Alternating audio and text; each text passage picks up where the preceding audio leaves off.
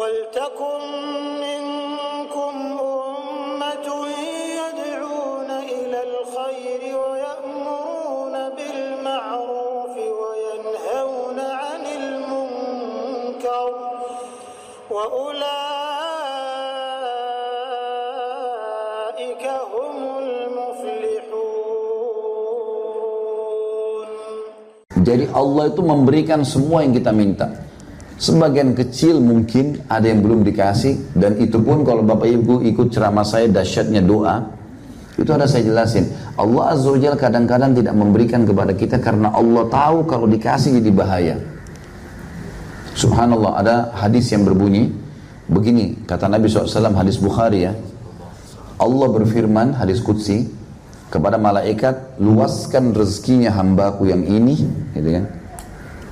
Karena dengan dia saya luaskan, dia bersyukur dan dia taat padaku. Sempitkan rezekinya orang yang ini, karena dengan kalau kalian luaskan, dia akan kufur kepada saya. Saya berbagi begini teman-teman. Saya punya seorang teman dekat saya, masih waktu dari Madinah sama-sama gitu. Cuma memang saya mahasiswa, beliau dulu kerja. Dari TKI ya, Tenaga Kerja Indonesia dulu, berangkat ke Saudi. Yang jelas saya waktu masih mahasiswa sering ketemu. Jadi teman, sampai sekarang alhamdulillah masih sahabat dengan saya. Ada satu hal yang saya jadi bertanya, ini bukan menceritakan aib karena saya tidak sebutin namanya, cuma mengambil ibrah. Saya dari pertama berpisah dengan dia sampai terakhir mungkin sekitar 7-8 tahun yang lalu, saya terus bertanya, orang ini Bapak Ibu sekalian dahinya hitam sekali, Masya Allah ibadahnya, azan ke masjid luar biasa terkenal, ibadahnya bagus.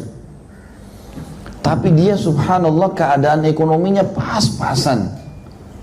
Kalau makan itu seharian kadang-kadang istrinya yang jual jilbab, dia kadang-kadang dipakai jasanya bawa mobil, kadang-kadang enggak. Ya udah, tapi hidup.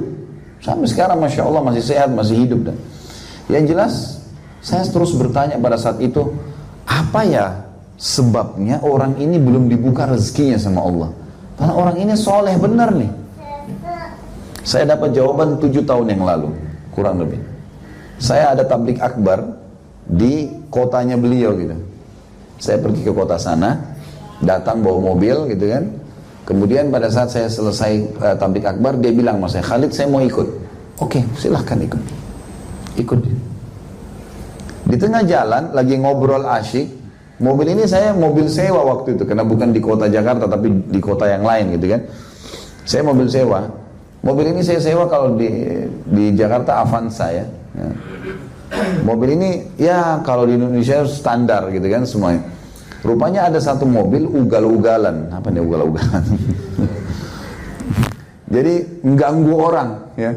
Lewat satu kayak semalam saya susah tidur, ribut motor gitu. Luar biasa. Akhirnya dia lewat nih mobil, orang Indonesia bilang, di Jakarta bilang ugal-ugalan dia.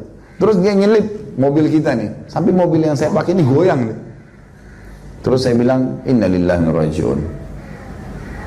Semoga Allah kasih hidayah. Saya bilang gitu. Teman saya ini di belakang marah-marah dia, dicaci maki mobil itu. Semua macam-macam keluar nih, sampai kebun binatang keluar nih. Waktu dia caci maki orang itu, saya tiba-tiba dapat jawaban dari Allah nih. Oh, orang ini masih mobil sewa, ini rental. Dia udah bisa caci maki orang gitu. Bagaimana kalau dia pakai mobil Mercy orang ini? Habis orang semua dicaci maki sama dia. Ternyata Allah Azza wa Jalla belum buka rezekinya karena dia dalam keadaan itu bisa taat. Ini kalau diulur, dibuka, jadi masalah buat dia. Dia nggak bisa kontrol.